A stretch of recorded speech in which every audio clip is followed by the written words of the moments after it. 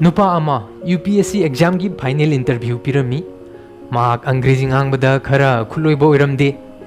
mahak ki maong mato du ubada interview loriba mi singnar mangonda hairami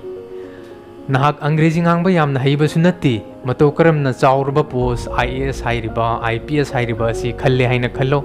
mato karamna nahak sasan chalaiba ngamgadoribano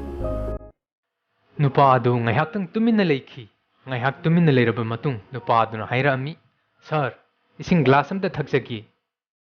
Interview loriba mi singduna likli glass am da ising pirai aduga hairai. Ising je thao aduga nang khallaga hairo.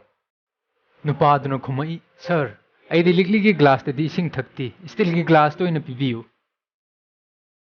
Nupa gi wahai do taabada interview loriba mi singdu hairap saurap torga hanga mi.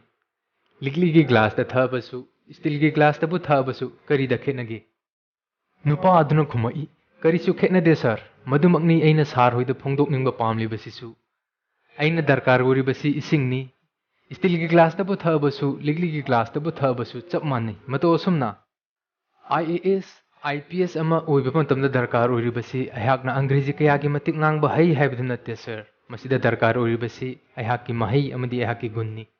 nupa adu gi paukhom adu ta bada interview lori ba mi sing du pele duna mahak po IPS oina selection tauki Wari asi Madhya Pradeshtagi IPS Manoj Kumar Sharma gi punsiga aseng mathokiba thodokni hojik na CISF ta Central Deputation oina posting leiri Chhatra oringai matamdasu 12 class ta fail oirkhiba misakni mahak ki punsida base toba 12 fail haina khangnaba lairi kamasu phongkhrabani mahak asi horakliba chhatra naharol kayana su yamna inspire oinaba misakni mayam video sibu nungai birgadi like share tawbiyu Amazing Fact Manipur YouTube channel da semjan sajin bawari amta pujarakte taseng na thokhiba thodok wathok ngakta khomjinna puthokjabani ngasi gidangmaktadi pumnamakpu khurumjari